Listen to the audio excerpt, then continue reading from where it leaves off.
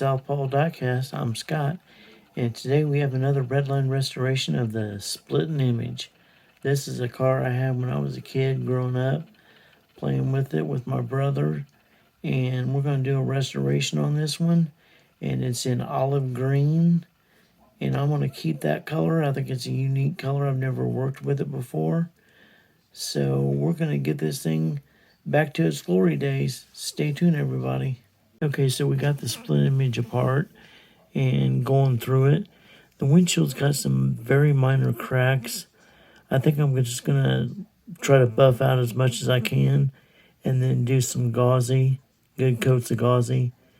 And I think it'll turn out real good. Jim Silva did the same thing and it turned out really well, so I'm going to do what he did. The motor here, it's all tarnished and it's chipped. So we're going to redo all that with the monotone chrome pin. Interior, of course, is fine. We're just going to wash that. We're going to get this paint all taken off in the orange toxic goo.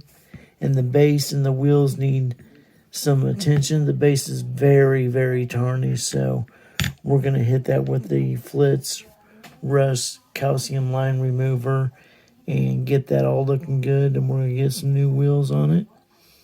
And we'll go from there. So stay tuned. Okay, it's that time again to get the body in the orange toxic goo, my favorite part. And here we go. Down, down she goes. And of course, we're going to give it some help. And we're going to let that go for about a day or so. And we will come back and pluck her out of there and polish it up. Okay, we're back, and I got the body out of the citrus strip and got it all nice and polished up, looking good, ready for paint. And if you guys remember how tarnished that base was, it was almost black. And now look at it. It's perfect looking.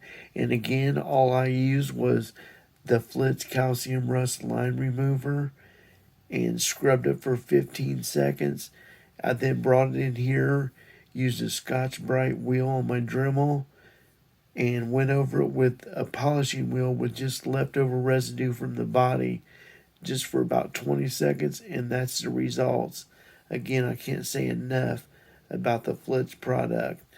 They're awesome, and they do an excellent job, and it cuts down so much time on doing these bases.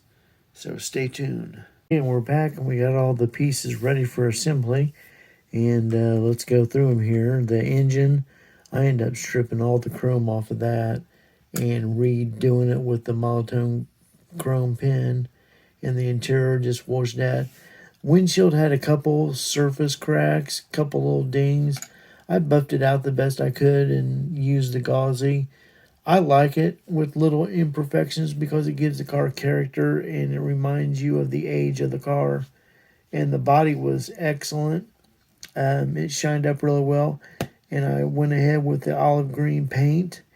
And I've never really been a big fan as far as buying the olive green, but boy, I'm glad I did because that is a gorgeous color once it's on the car. Can't wait to do a couple other red lines with that color. And then, of course, the base, it's tarnished inside a little bit, but on the other side, it's nice and shiny, and we got new red lines on it. So stay tuned for the reveal, everyone. Okay, so here's where we started with the split image. It was pretty beat up, and the motor was pretty ragged looking, the wheels, and the paint was all chipped, and some minor damage on the windshield. So stay tuned for the big reveal. Okay, and here she is, fully restored Splittin image, and she turned out wonderful. She is just a beautiful car, and I love that color. And even though the windshield on the one side is a little bit messed up right there, I still say it gives it character, and I like it that way. This was a fun build because this is another casting I had when I was a kid, and I believe I had it in red back then. And it's just an iconic red line. Everybody knows the Splittin image. So if you guys like this video, hit the like button and subscribe because it's always free. And we'll see you guys next time. Have a good day.